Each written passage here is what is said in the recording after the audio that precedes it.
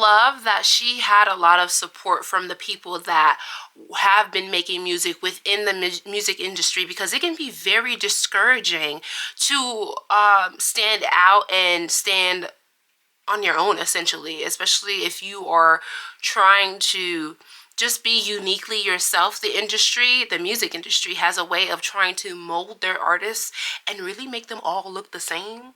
Hey guys, welcome back to my channel, and if you didn't already know, act like you know, because it's not so let's hop right into this video. So today we are going to be reacting to another video by Honest, and this one is how Pink became so uncool. Who said that? Who said that? When did Pink become uncool? Because as far as I know, it's so what? I'm still a rock star. I got my own moves, and I don't care. It's alright. And I don't care. So what? I forgot the lyrics, but you know what I mean. You know, that's the Pink that I know. That's the Pink that I remember. Okay? So, anyways, before we hop in, let me just say thank you to all my new subscribers. Y'all are coming in, bro. I'm so grateful. I truly am. Thank you so much for choosing to be here. But yeah, without further ado, let's hop right into this video. Pink broke out on the scene with prefab boilerplate Audie's R&B, a sound that was indebted to artists like TLC and Destiny's Child. Can't Take Me Home was a multi-million seller, but it did little to differentiate Pink's sound and imagery from other TRL R&B pop acts. It will come to be known later that Pink had no real creative control over her debut album or image, and she got tired of being a cookie-cutter teeny bopper, and took reins into her own hands in 2001 with the release of Misunderstood. By all accounts, Misunderstood feels like Pink's real debut record. It's where the world was introduced to Pink as a person, and not just a pop act. There's a reason why Can't Take Me Home has not sustained the popularity of many of her earlier records. Just so y'all know, this is not my audio that is low like this. It's the video, so I'm so sorry. Just tune in. Lean in a little further, okay? Lean in. Because Misunderstood is the album that actually set the tone for her career, and it is miles better than her debut record. I think it's safe to say it's where Pink's coolness began, and maybe also where it reached its height. Not that she was uncool during her debut era. I mean, she landed her first #1 hit with the ultra sexed up, ultra cool Lady Marmalade remake off the back of her debut era. But Misunderstood felt cool in the most honest and natural way. I don't think Pink's fight to make this record, especially given the time period in which she did, is respected or talked about enough. Her journey to this album is a pretty radical tale, and the journey is one of the coolest things ever for a 2000s pop star to have done. She plucked her idol Linda Perry, frontwoman of Four Non Blondes, out of obscurity to collaborate on the album, which ultimately led to Linda's career experiencing a massive resurgence and going on to work on other pivotal records for artists like Christina Aguilera and Gwen Stefani. Those records might not exist as we know it if it were not for Pink finding Linda Perry. She also worked with Dallas Austin. Both Linda and Dallas encouraged Pink to be more daring and vulnerable in her creative process.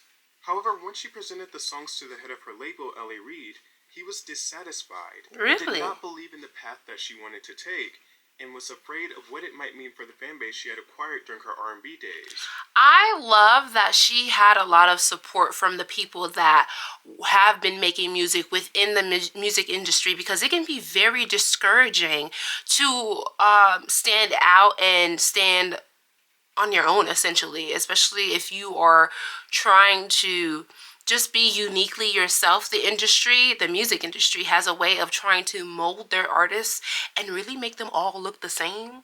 Sounding the same, not in this day and age, because the people won't take it. They'll be like, oh, you sound like XYZ. We don't need another XYZ, okay? We need a you, a unique you. But I'm so happy that she had the backing of the people that had been in it, you know, because she get real dirty in the music industry. Eventually, L.A. Reid relented and gave Pink what has been described as the opportunity to fail, which resulted in the most successful album of her career. Get the Party Started, the lead single from the album, was a bridge into her new style. It was a noticeable shift, but wasn't too dissimilar to the TRL party pop. The song and its video presented Pink with a notably more carefree and spunky attitude and appearance, and in simpler terms, just a cool party girl. But the lead single isn't reflective of the album as a whole, or its preceding singles. Don't Let Me Get Me was her first foray into the pop rock that would define her career. What makes this song so interesting is that it takes a direct jab at her label executive for not believing in her. LA told me you'll be a pop star. All you have to change is everything you are. The fact that See this what I didn't lead said? to pushback or consequences from her label is quite remarkable, especially given the fact that she had to push so hard to be able to create this record.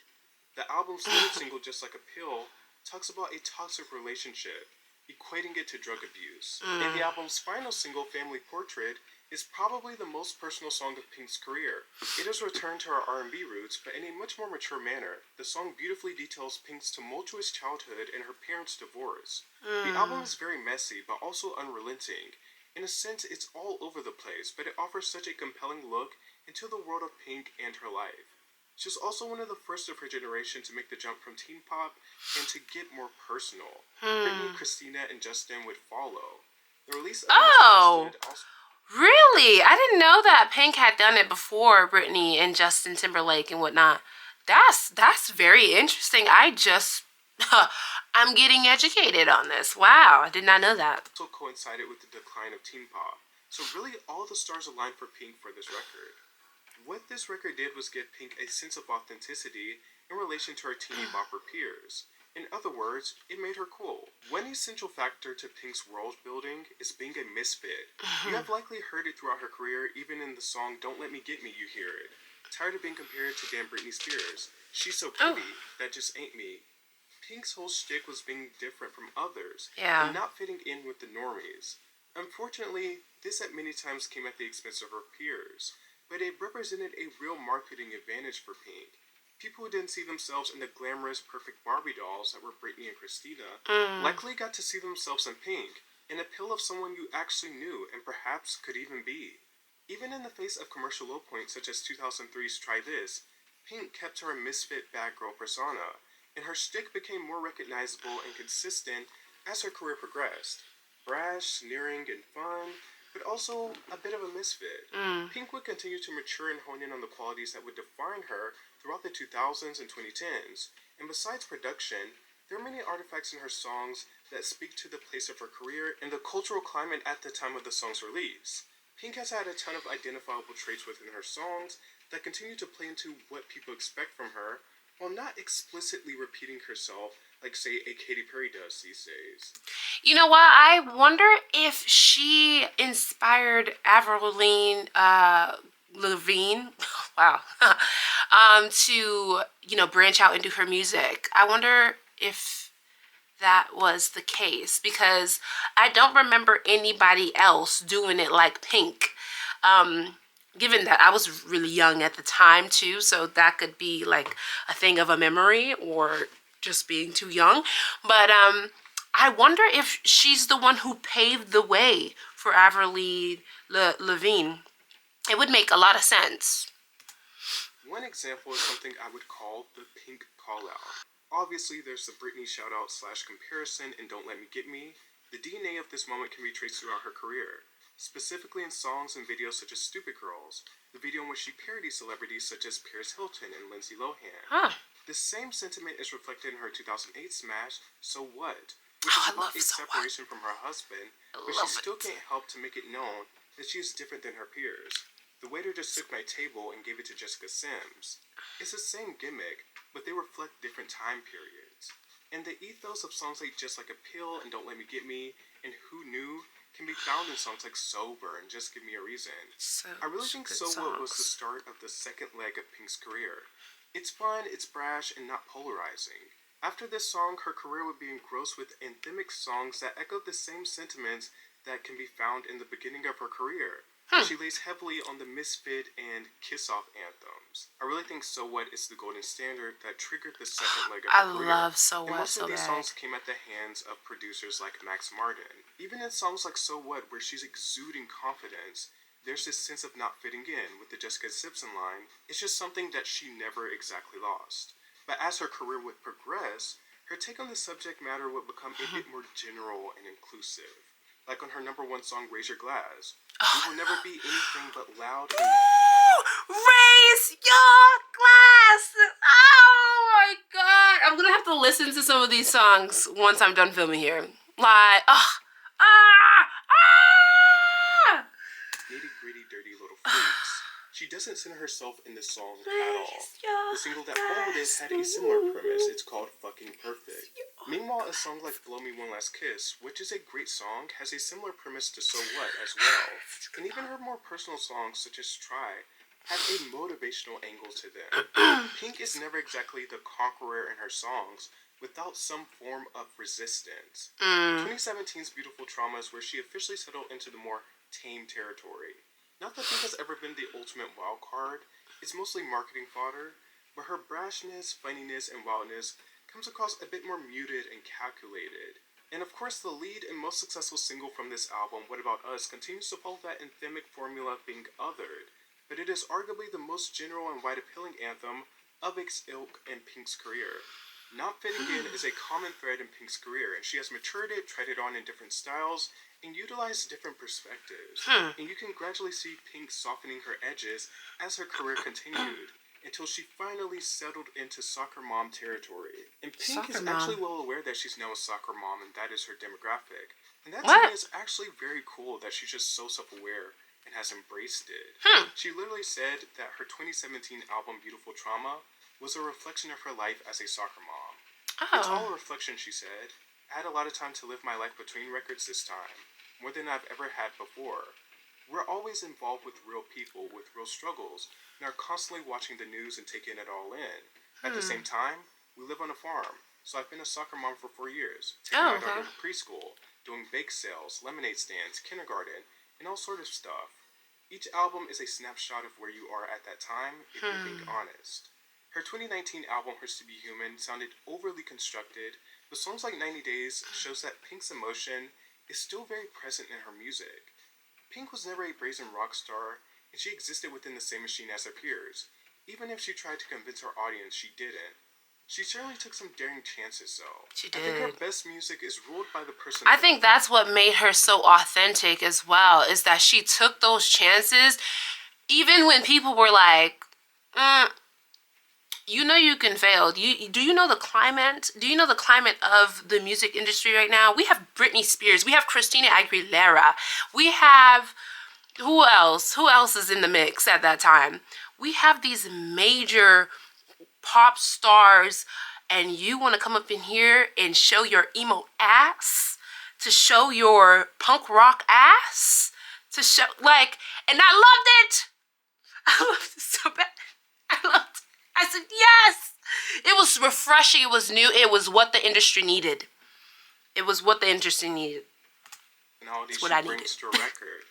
Pink did succeed in growing with her music, sound, and marketing gimmick, but it has taken on a more schmaltzy and humdrum approach as she's edged further into her career. We can't say it hasn't worked well for her, though. Pink is an incredible singer and incredible performer.